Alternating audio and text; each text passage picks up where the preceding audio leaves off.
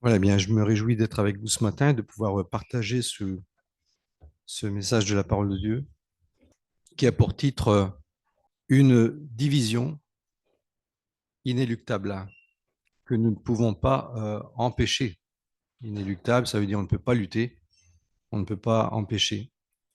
Et pour illustrer ce titre, eh bien, nous avons la parabole de l'ivraie dans Matthieu chapitre 13, versets 24 à 30, et avec son explication de Jésus à partir des versets 36 à 43.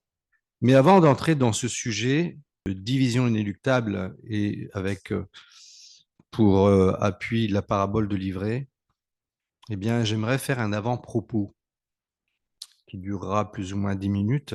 Et j'espère ne pas mettre plus pour avoir le temps de terminer le message. Ce passage que nous voulons étudier ce matin dans Matthieu 13, 24 à 30, c'est l'un des deux passages qui ont été faussement interprétés lors des premières fondations spirituelles à l'origine de notre Église à Condé-sur-Lescaut. Donc, je vais bien insister sur les deux passages qui sont repris dans le thème de ce matin. D'ailleurs, dans mon avant-dernier message euh, intitulé La réprimande biblique euh, ou la discipline ecclésiastique, et j'avais abordé ce sujet avec le proverbe qui dit le faire aiguise le fer, et donc l'homme aiguise la personnalité de l'homme, de son prochain. Et donc, au travers de la réprimande biblique, eh bien, c'est le début de la discipline qui permet donc à une église de se corriger mutuellement au travers de l'action de Dieu par le Saint-Esprit et fondée bien sûr sur la parole de Dieu. Donc, j'avais évoqué la discipline ecclésiastique et nous avons aujourd'hui, au travers de cette parabole, l'occasion de retrouver ce thème qui est pour moi l'occasion de mettre en relief les versets qui, à une époque, a alimenté les faux raisonnements qui ont longtemps existé dans notre Église et dont je vous avais dit que dont pendant 20 ans, on a eu du mal à redresser cette situation parce que quand c'est ancré dans les esprits et que parmi des responsables, eh bien, on préfère s'accrocher à ces points de vue qui ne sont pas bibliques. Et je me souviens à l'époque, il y a plus de 30 ans, on avait fait venir même Pierre Huiller, qui était un des responsables de la Fédération évangélique de France, pour parler de la discipline biblique, et qui avait tout à fait cautionné notre position, puisqu'elle était tout simplement biblique. Mais en même temps, on voit qu'aujourd'hui, la FEF comme le CNEF maintiennent aussi cette position-là, celle que nous évoquons ce matin. Donc, c'est rien d'extraordinaire, c'était juste qu'à l'église de Condé, on avait quelque chose de très particulier. On va lire ensemble la parabole de l'ivraie au chapitre donc 13, versets 24 à 30. Il leur proposa, donc c'est Jésus qui parle, une autre parabole. Donc c'était une autre parce qu'il y avait eu la parabole des quatre terrains, la parabole du semeur. Et dans cette parabole, bien sûr, il s'agit de la semence de la parole de Dieu. Et là, on va parler d'une autre semence. Mais cette semence, c'est les personnes converties, régénérées par l'Esprit de Dieu. Donc, c'est pas tout à fait la même chose. Mais il y a aussi quelqu'un d'autre qui va semer une imitation des enfants de Dieu, qui s'appelle l'ivraie. Hein. Donc, il leur proposa une autre parabole et dit, le royaume des cieux est semblable à un homme qui a semé de la bonne semence dans son champ. Mais pendant que les gens dormaient, son ennemi vint, sema de l'ivraie au milieu du blé et s'en alla. Lorsque le blé eut poussé en herbe et donné du fruit, l'ivraie parut aussi. Les serviteurs du maître de la maison vinrent lui dire, Seigneur, n'as-tu pas semé de la bonne semence dans ton champ? D'où vient donc qu'il y ait de l'ivraie? Il leur répondit, c'est un ennemi qui a fait cela. Et les serviteurs lui dirent, veux-tu que nous allions l'arracher? Non, dit-il, de peur que, qu'en arrachant l'ivraie, vous ne déraciniez en même temps le blé.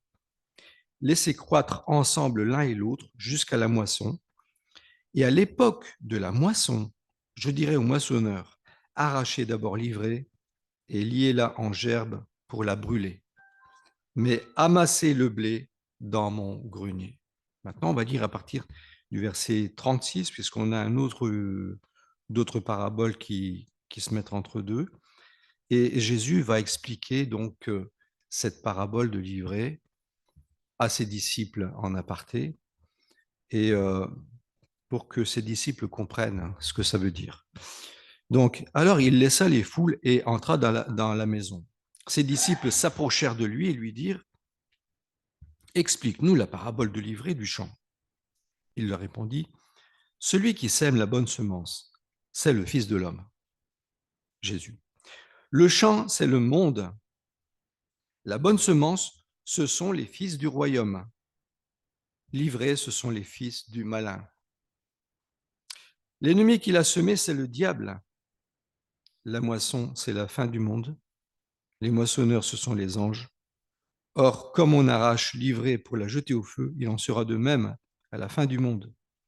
Le Fils de l'homme enverra ses anges qui arracheront de son royaume tous les scandales et ceux qui commettent l'iniquité, et ils les jetteront dans la fournaise de feu où il y aura des pleurs et des grincements de dents. Alors les justes resplendiront comme le soleil dans le royaume de leur Père. Que celui qui a des oreilles entende. Amen.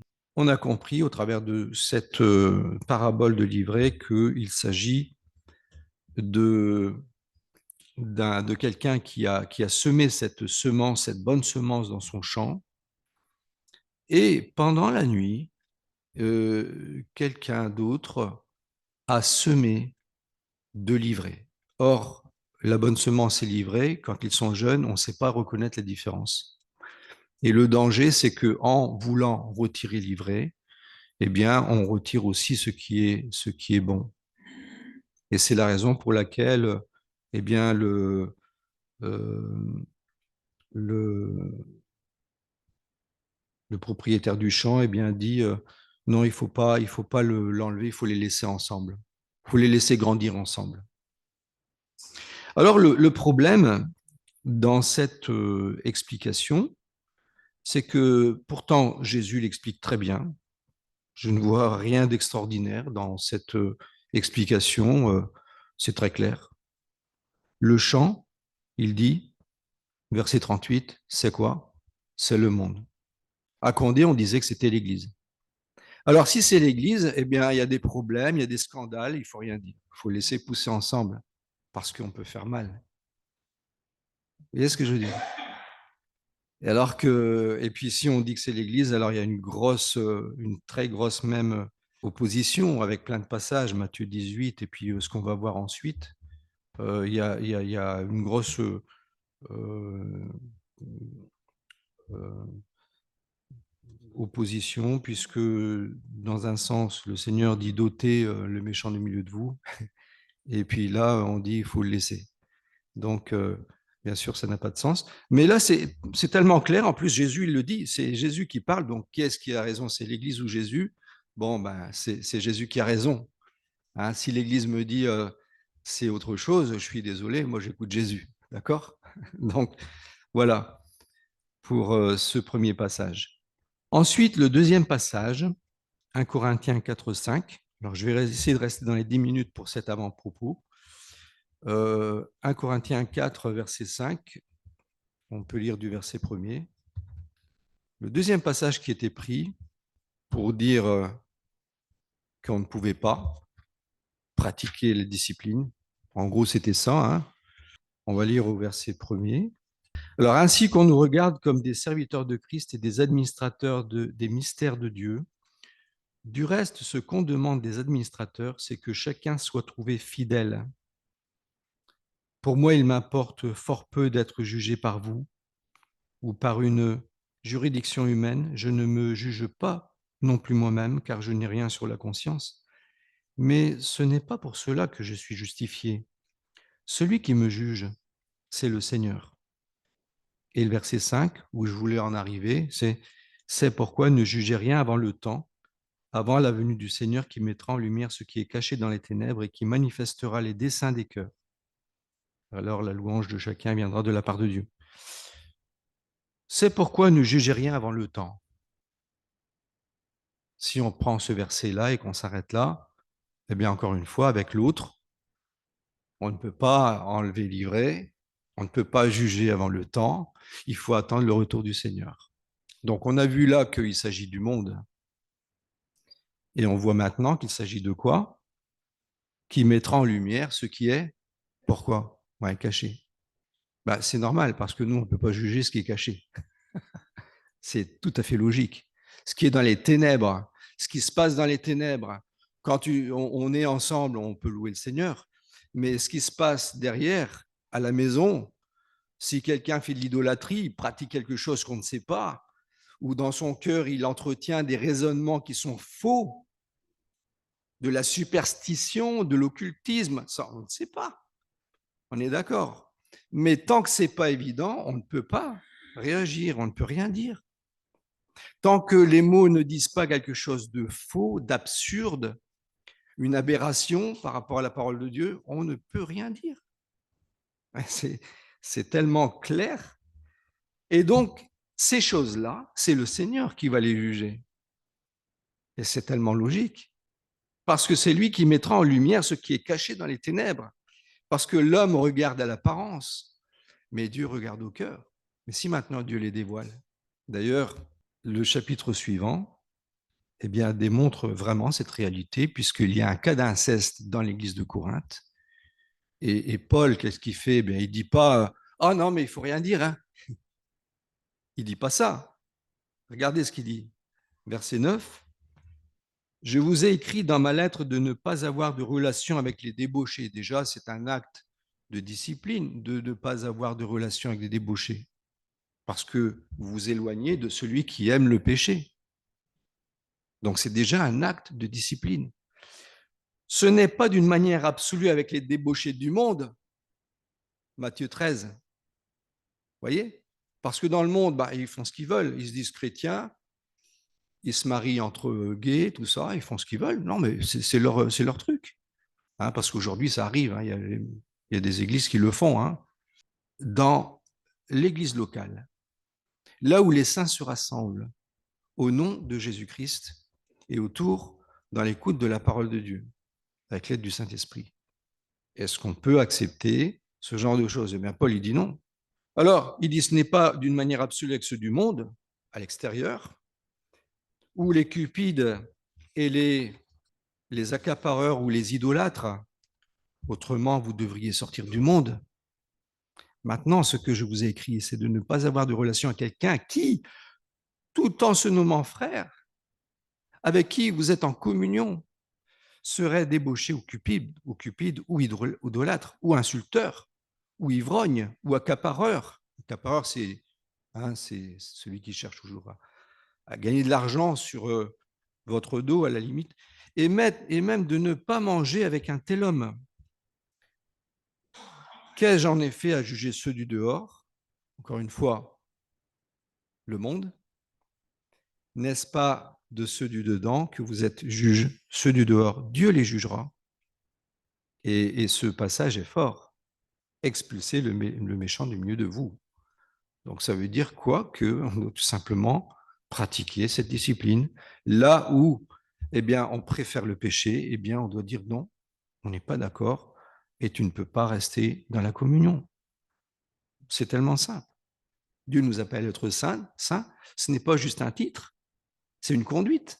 La sainteté du chrétien, c'est une conduite logique parce qu'il est vraiment saint. Il a été sanctifié par la parole de Dieu et la présence du Saint-Esprit qui est le sceau de Dieu pour dire, voilà, ça c'est mon enfant, il m'appartient. Et parce qu'il y a le sceau de Dieu, parce qu'il y a l'Esprit de Dieu, on est rendu capable d'être saint, parce qu'il nous aide. Et on peut vivre donc, et c'est là où je vais entrer dans le thème, par la marche, par l'Esprit, parce que la division inéluctable, elle est là, entre la chair et l'Esprit, bien sûr.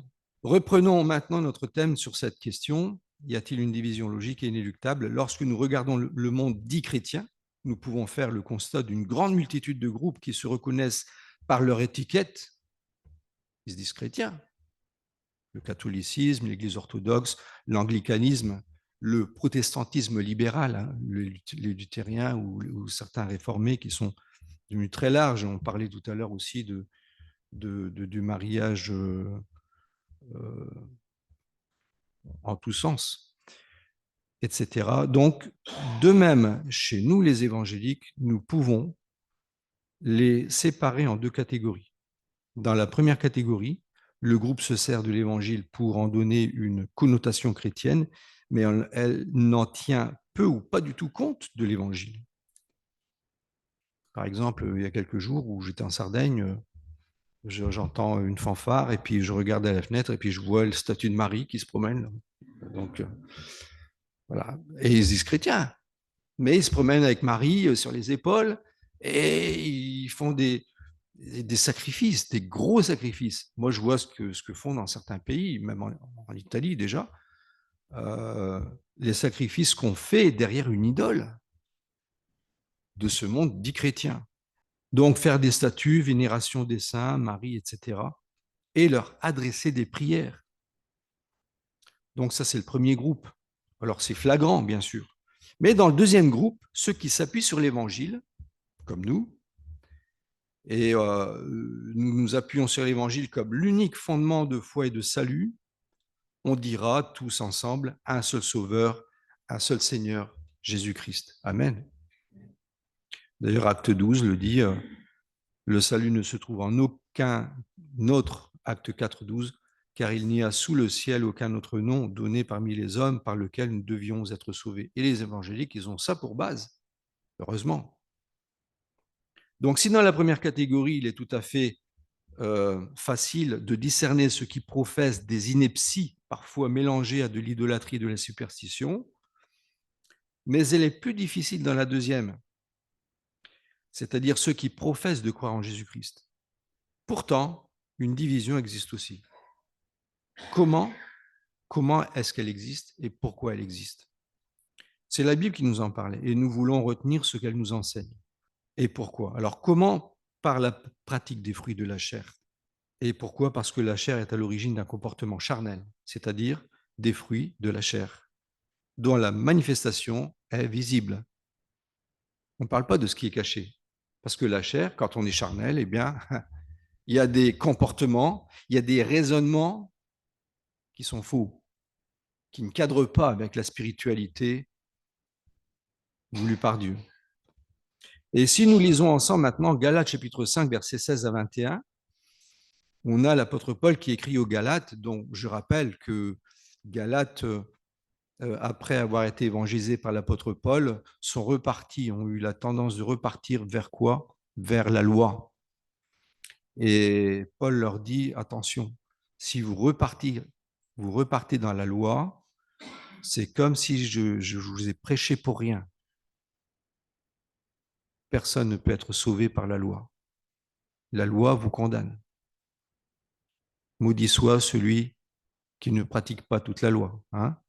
Donc, la loi vous condamne. Et donc, ici, il s'adresse à des personnes qui, vraisemblablement, ne sont peut-être même pas régénérées par l'Esprit de Dieu, parce qu'ils n'ont pas encore bien compris l'Évangile. Et donc, on peut comprendre qu'il y a des tensions dans ce milieu de Galates, des églises de Galates. Je dis donc, marchez par l'Esprit et vous n'accomplirez point les désirs de la chair, car la chair a des désirs contraires à l'Esprit, et l'Esprit en a de contraires à la chair. Ils sont opposés l'un à l'autre, afin que vous ne fassiez pas ce que vous voudriez. Mais si vous êtes conduit par l'Esprit, vous n'êtes pas sous la loi. Ben oui, parce que si l'Esprit est là, c'est que vous avez reçu l'Évangile. Si vous avez reçu l'Évangile, c'est parce que vous avez cru que c'est par grâce que vous êtes sauvés, et non pas par les œuvres de la loi. Parce que là où il y a l'Esprit, ça veut dire que Dieu vous a donné son Esprit parce que vous avez compris l'Évangile. Une personne qui ne comprend pas l'Évangile n'a pas l'Esprit de Dieu. C'est bien simple.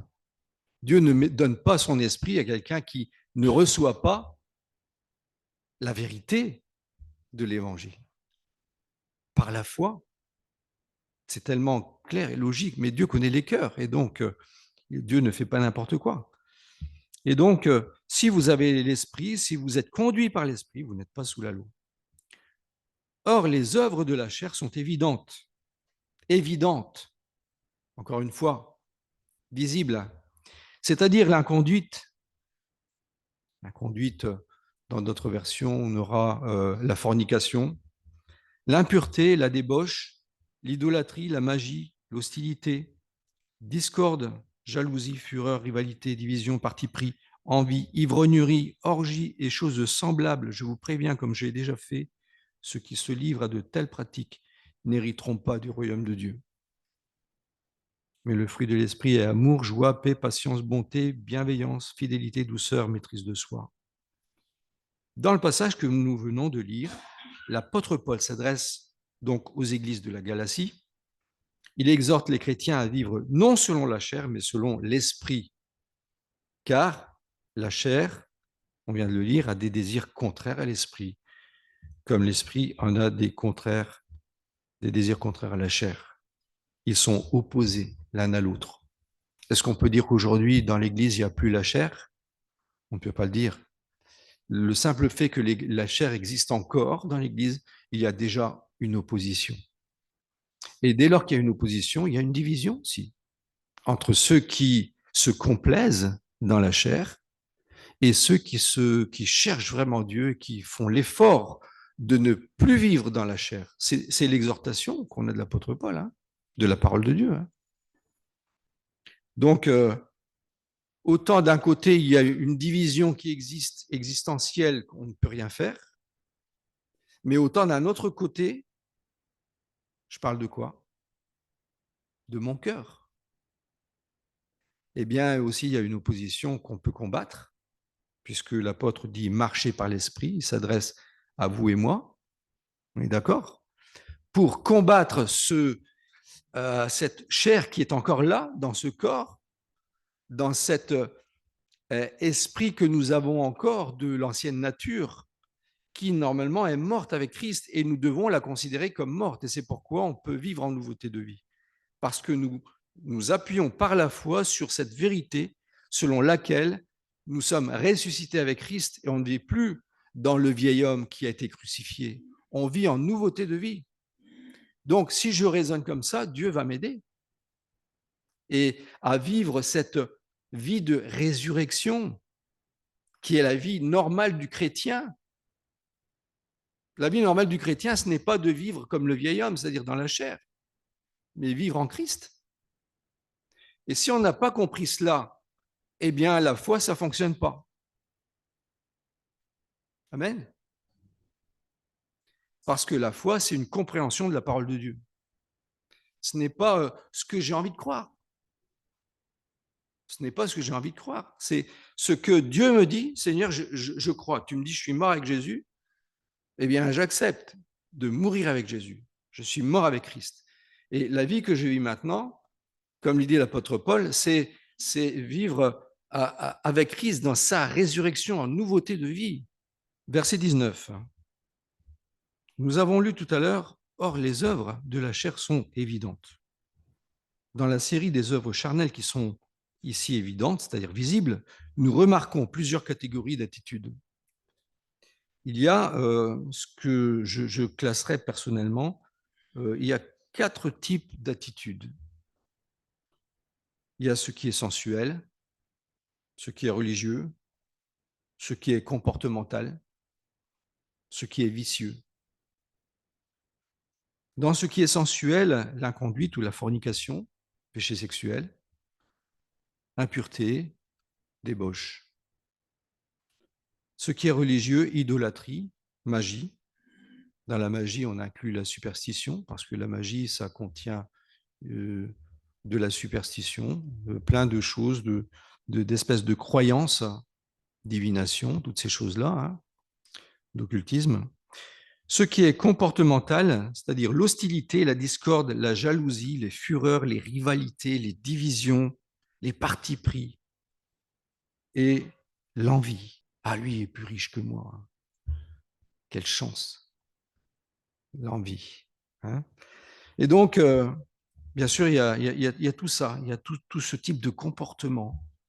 Ah, ce n'est pas des péchés sexuels, mais c'est quand même charnel. Vous voyez?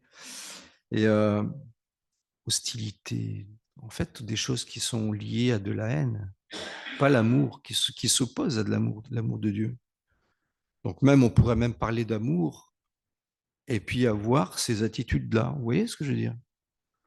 Entre parler d'amour et vivre l'amour, il y a une différence. Parce que l'amour, pratiquer l'amour de Dieu dans nos cœurs, ne nous fait pas pratiquer ces choses-là. Rivalité, division, parti pris, envie. Et on a aussi donc ce qui est vicieux, c'est-à-dire l'ivrognerie et les orgies. En fait, on retrouve là les addictions vicieuses. Chacun de ces fruits mérite une réflexion. Bien sûr, on n'a pas le temps ce matin d'en parler, mais je voudrais aujourd'hui mettre l'accent sur cette réalité de cette séparation qui existe entre la chair et l'esprit, entre les ténèbres et la lumière. Ce sera toujours cette réalité. Or, puisque nous sommes censés être dans la lumière, nous pouvons, et comme nous venons de le lire, nous devons marcher selon l'esprit. Parce que là où est la lumière, là est l'esprit. Là où est l'esprit est la lumière. Ça va ensemble. Ils vont ensemble. Et ceci n'est pas une option. On a souvent entendu dans le passé, et quelquefois on le rappelle dans les messages, où il y en a qui se disent ah, mais moi je suis chrétien charnel, et puis ça va, de toute façon je suis sauvé, hein, mais je suis charnel, voilà, j'ai mon caractère. Hein. Ben, je suis désolé, hein. La Bible ne dit pas ça. Elle dit pas, la Bible ne parle pas comme ça. Hein. Elle dit marcher par l'esprit, point. Ça veut dire que si tu as un mauvais caractère, un sale caractère, eh ben, tu es censé changer. Si tu es une personne toxique, tu vas devenir détoxiqué. Parce que le Seigneur, il est là pour ça. Et s'il n'y a pas de cette prise de conscience, il n'y aura pas de changement. Parce que rappelons-nous que tout changement, toute conversion, c'est une prise de conscience. Le fils prodigue, il a pris conscience d'une chose. J'étais bien chez mon père. Vous voyez? Et j'irai le voir et je lui dirai, j'ai péché contre le ciel et contre toi. Donc la prise de conscience, c'est réaliser qu'on n'est pas dans la lumière, qu'on est dans les ténèbres et reconnaître le péché par son nom. Ça s'appelle l'honnêteté devant Dieu. La vérité, cette vérité qui libère. Si on ne parle pas comme Dieu, on ne peut pas être libéré. Dieu ne libère pas quelqu'un qui ne reconnaît pas son péché. C'est absurde. Tu aimes ton péché, tu le gardes. Mais tu l'auras pour toute l'éternité. Si tu crois que je peux t'en délivrer, Jésus a payé le prix, tu peux être délivré. Et celui qui demande pardon au Seigneur, eh bien, il reçoit le pardon. Et il est délivré de son péché. Et c'est ça la grâce. C'est un pardon immérité. On ne le méritera jamais. Sur la manière de célébrer le repas du Seigneur, nous avons une autre recommandation de l'apôtre Paul. Et avant de terminer ce message, eh bien, je voudrais souligner certainement un point positif de ce qui semble être une division dans l'Église. Ça peut paraître étonnant ce que je vous dis, mais c'est l'apôtre Paul qui le dit. Et il nous l'explique bien pourquoi. Dans 1 Corinthiens 11, qu'on lit de temps en temps, quand on parle de l'introduction de la Sainte Seine, eh bien, il y a ce passage au verset 17 où l'apôtre Paul dit ceci.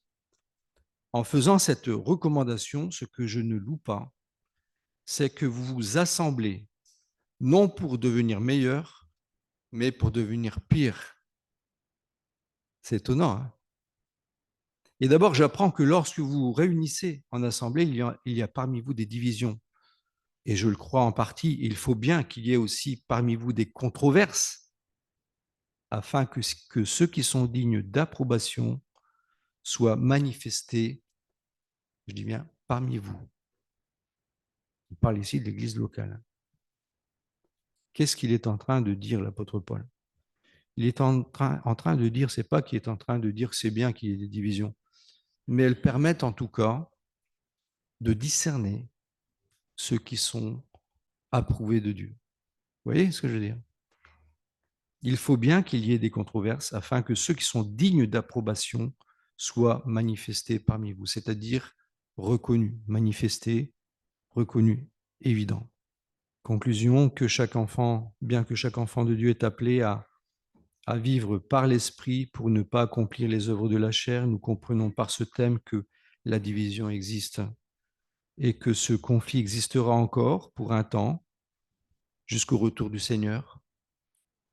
Au travers de ces deux réalités, la chair et l'esprit, les ténèbres et la lumière, l'influence du diable qu'on a vu aussi dans cette parabole. C'est au travers d'une communion spirituelle sincère que nous pouvons être encouragés et édifiés dans la connaissance de la volonté de Dieu, que le Saint-Esprit veut nous communiquer au travers de l'amour fraternel, par des avertissements, des exhortations, des prévenances réciproques, comme le dit Paul dans Romains chapitre 12, afin de ne pas tomber dans les pièges du diable d'un charnellement correct qui pourrait être facilement accepté face à une pression du monde toujours plus forte pour nous détacher de l'essentiel qui est de plaire au Seigneur et de le servir avec joie. Enfin, les controverses nous permettent aussi de discerner ce qui est spirituellement acceptable de ce qui ne l'est pas. Recherchons donc l'unité spirituelle dans l'écoute de Dieu et la pratique de l'obéissance dans la vérité de la parole de Dieu, sachant que cette unité ne sera jamais un mélange entre la lumière et les ténèbres et entre la chair et l'esprit. Même sous prétexte d'amour, le Seigneur n'a jamais mélangé les deux. Il s'agit de bel et bien une séparation biblique qu'on retrouve souvent d'ailleurs dans la Bible, du début jusqu'à la fin. Une séparation qui est non seulement utile, mais qui est vitale en vue de la bénédiction. J'aime bien l'image de cet avion qui doit décoller. S'il est trop chargé, qu'est-ce qui se passe? Il reste au sol, mais il risque de s'écraser. J'ai déjà vu des vidéos d'avions qui s'écrasent parce qu'ils sont trop chargés, parce que bien ils n'ont pas réussi à décoller à temps et puis ils se sont tapés un arbre, par exemple. Déchargez-vous, déchargeons-nous de tout ce qui n'est pas la gloire de Dieu. Dieu veut que nous sachions euh, nous décharger pour qu'il prenne la place, pour qu'il prenne la place de là où il veut être. Dieu veut être au milieu de nous. J'ai beaucoup insisté sur ce thème l'année dernière, en 2024. Séparez-vous et je serai pour vous un père. Vous serez pour moi des fils et des filles. Hein, et il sera avec nous, il nous conduira. Et je suis convaincu que là où nous voulons plaire au Seigneur, eh bien, il s'installe. Il s'installe et il le montre. Et il le montre. J'en suis tout à fait convaincu. Mais il y a toujours cette réalité qu'on retrouve encore une fois dans toute la Bible. Moi, je lis beaucoup l'Ancien Testament, je lis beaucoup le Nouveau Testament et je me rends compte que c'est toujours les mêmes principes qu'on retrouve. Hein. Le principe de fond, c'est écouter Dieu, lui obéir, pratiquer sa volonté et on voit, il y a la bénédiction. Et à chaque fois que le peuple fait exactement l'inverse, eh bien, c'est triste. Il y a quelquefois à pleurer. Je vous avoue, quelquefois, moi, j'ai lu Jérémie il n'y a pas longtemps, et je me dis, mais comment ils ont pu en arriver là? Et comment Jérémie a pu tenir à sans cesse répéter les mêmes choses, et voir qu'il n'écoutait pas. Quelle souffrance pour ce prophète. Et il n'était pas le seul. Il y a Ésaïe, il y a Ézéchiel, il y en a d'autres encore, Malachie, qui ont souffert de la même façon, à devoir répéter les mêmes choses.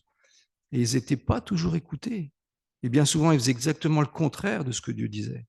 Et puis quand ils écoutaient, qu'est-ce qui se passait? Bénédiction.